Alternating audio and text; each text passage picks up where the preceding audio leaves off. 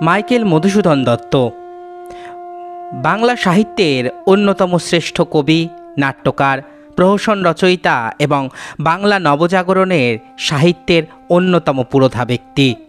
Michael Madhusudan Dutta একজন মহাকবি, নাট্যকার, বাংলা ভাষার সনেট প্রবর্তক এবং অমিত্রাক্ষর ছন্দের প্রবর্তক। ঐতিহ্যের অনুবর্তিতা অমান্য করে নব্য রীতি প্রবর্তনের কারণে মাইকেল মধুসূদন দত্তকে আধুনিক বাংলা সাহিত্যের প্রথম বিদ্রোহী কবি বলা হয়। তাকে মধুকবি বলেও ডাকা হয়। বর্তমান বাংলাদেশের যশোর জেলার কেশবপুর উপজেলার কপোতাক্ষ নদের তীরে অবস্থিত সাগরদাড়ি গ্রামে 1824 সালের 25শে জানুয়ারি এই ধরাধামে অবতীর্ণ হয়েছিলেন বাংলা সাহিত্যের মহাপুরুষ, বাংলা কাব্যের প্রথম আধুনিক কবি, বাঙালি চেতনার প্রাণের কবি, প্রতিভাবান মধুসূদন দত্ত। বাঙালি কবি মধুসূদনের হাত ধরেই আজকের বাংলা কাব্যের আধুনিকতার ছোঁয়া। বাংলা কাব্যে আধুনিকতা, বাংলা মহাকাব্যে বিপ্লবের সুর ছন্দ, কুসংস্কার, ধর্মান্ধতার প্রতিবাদে বিদ্রোহের অগ্নিশিখা কবি মধুসূদনের রচনায় খুব সচেতনভাবেই উঠে এসেছে। আর বাংলা কাব্য সাহিত্যে আধুনিকতার, বিদ্রোহের প্রতিবাদের ভাষায় কবি মধুসূদনের ব্যক্তি স্বাতন্ত্র্যের মধ্যেই আলোকিত করেছে। কবি মধুসূদন দত্ত 1843 সালের 9 ফেব্রুয়ারি হিন্দু ধর্ম ত্যাগ করে খ্রিস্টান ধর্ম গ্রহণ করেন। নতুন নাম নেন মাইকেল মধুসূদন দত্ত। মূলত এই নতুন নামেই তিনি পরিচিত হন। এই সময় তিনি হিন্দু কলেজ ছাড়েন। কিছুদিন পরে মাইকেল মধুসূদন দত্ত কলকাতার শিবপুরে বিশপ কলেজে ভর্তি হন। এরপর বিশপ কলেজ ত্যাগ করে তিনি 1848 সালে মাদ্রাজ চলে যান। সেখানে তিনি মাদ্রাজ মেল অরফান অ্যাসাইলামে ইংরেজি শিক্ষকতার পদ লাভ করেন। এখানে থাকাকালীন অবস্থায় ইংরেজিতে কবিতা এবং প্রবন্ধ লিখে তার প্রতিভার স্বাক্ষর রাখেন মাইকেল মধুসূদন দত্ত। ইংরেজিতে লেখা মধুসূদনের কবিতা এবং প্রবন্ধ সে সময় বিভিন্ন পত্রপত্রিকায় প্রকাশ হতে থাকে। এছাড়া তিনি বিভিন্ন ভাষাও শিখতে থাকেন মাদ্রাজে থাকাকালীন সময়ে। কবি মধুসূদনের ইংরেজিতে লেখা কবিতাগুলোকে কখনো উপেক্ষা করা যাবে না, কারণ সেগুলো তার কবিসত্তার এক মূল্যবান অংশ। 1855 সালের জানুয়ারিতে মধুসূদন দত্ত কলকাতায় এলেন। তার কিছুদিন পর হেনরিয়েটাও মাদ্রাজ ছেড়ে কলকাতায় চলে আসে। একান্তে সাহিত্য চর্চায় মনোনিবেশ করলেন তিনি। কবি মধুসূদন দত্ত কলকাতায় আসার পর দেশীয় শিল্প, সাহিত্য, ভাষা, সংস্কৃতি এবং ঐতিহ্যের প্রতি নিজেকে একান্তে সঁপে দেন। বিশেষ করে মায়ের ভাষা বাংলা ভাষার চর্চার প্রতি আগ্রহ তার বেড়ে যায়। এই বাংলা ভাষা যে অপার শক্তিময়ী, অসম্ভব আকর্ষণ আছে, তা কবির মনে নাড়া দিয়েছিল একান্তে।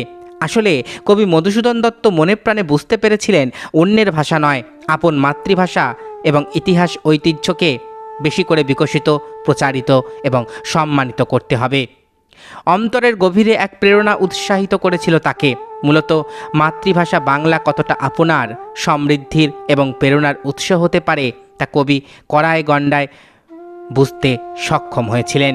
1858 সাল থেকে 1862 সাল পর্যন্ত 5 বছরের মধ্যে কবি মাইকেল মধুসূদন দত্ত একে একে রচনা করলেন তিলোত্তমা সম্ভব, মেঘনাদ বধ, ব্রজাঙ্গনা, বীরাঙ্গনা, এই 4টি কাব্য, শর্মিষ্ঠা, পদ্মাবতী, নাটক, একেই কি বলে সভ্যতা, প্রহসন, কৃষ্ণকুমারী নাটক, বুড়ো শালিকের ঘাড়েরও প্রহসন ইত্যাদি বিভিন্ন নাটক, কাব্য, প্রহসন রচনা করেছেন।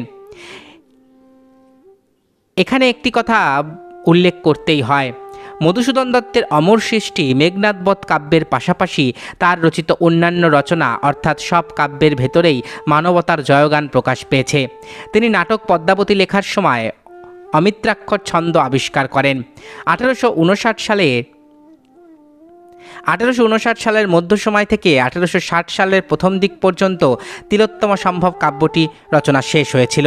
কবি মধুসূদন দত্ত প্রকাশিত তিলোত্তমা সম্ভব কাব্যটি রাজা যতীন্দ্রমোহন ঠাকুরকে উৎসর্গ করেছিলেন। এই কাব্যটির মধ্যেও মানবতাবাদের জয়গান ফুটে উঠেছে। কবি মধুসূদনের দ্বিতীয় মহাকাব্য ছিল মেঘনাদ বধ মহাকাব্য। বাংলা সাহিত্যে নতুন সংযোজন হয়ে বাংলা মহাকাব্যকে প্রাণ দিয়েছিল মেঘনাদ বধ। 1861 সালে এই কাব্যের রচনা শেষ হয়েছিল এবং একই সালে কাব্যটি 2 খণ্ডে প্রকাশিত হয়। ভুজাঙ্গনা কাব্য কবি মধুসূদনের তৃতীয় কাব্য। এই কাব্যটি মেঘনাদবধ কাব্য রচনার আগে লেখা হয়েছিল। কবি এই কাব্যে রাধাকে মানুষের পৃথিবীর বুকে একজন অতীব মানবী হিসেবে উপস্থাপন করেছিলেন। তিনি এখানে দেখাতে চেয়েছিলেন রাধা মানবী হওয়া সত্ত্বেও একজন সাধারণ নারী। বীরাঙ্গনা কাব্য কবি মধুসূদনের চতুর্থ এবং শেষ কাব্য। এই কাব্যটি 1862 সালের প্রথম দিকে কবি রচনা করেন এবং একই বছরে শেষ দিকে কাব্যটি প্রকাশিত হয়। 1861 সালে কৃষ্ণকুমারী নাটক, 1874 সালের মার্চ মাসে মায়াকানন নাটক প্রকাশিত হয়। কবি মধুসূদনের হেক্টর বধ একটি গদ্য কাব্য রচনা। এটি পৃথিবীর বিখ্যাত মহাকবি হোমারের ইলিয়াড মহাকাব্যের কাহিনী অবলম্বনে অনুবাদ রচনা। মহাকবি হোমারের ইলিয়াড মহাকাব্যটি কবি মধুসূদন গ্রিক ভাষায় পড়ার পর সেটি বাংলা ভাষায় অনুবাদ করেছিলেন। যদিও কবি মধুসূদন দত্ত তার জীবদ্দশায় এই অনুবাদ রচনা শেষ করতে পারেননি, ফলে 1871 সালের 1 সেপ্টেম্বর হেক্টর বধ অসমাপ্ত অবস্থাতেই প্রকাশিত হয়। চতুর্দশপদী কবিতাবলী বা সনেট কবি মধুসূদন দত্তের এক বিস্ময়কর অমর সৃষ্টি। সনেটের জন্য তিনি বাংলা সাহিত্যে বিশেষ স্থান দখল করেছেন। পাশ্চাত্য সনেটের অনুসরণে তিনি বাংলা সাহিত্যে সনেট লিখেছেন, অন্যদিকে এক নব অধ্যায় সৃষ্টি করেছেন। কবি মধুসূদন দত্তের চতুর্দশপদী কবিতাবলীগুলোর অধিকাংশ রচনা করেছিলেন ফ্রান্সের ভার্সেই শহরে অবস্থানের সময়। এই সনেটগুলো গ্রন্থাকারে প্রকাশিত হয় 1866 সালের 1 আগস্ট।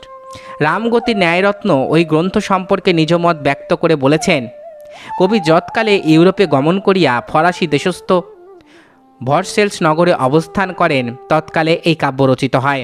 কবির স্বহস্তে লিখিত ইহার উপক্রমভোগ লিথোগ্রাফে মুদ্রিত হইয়াছে।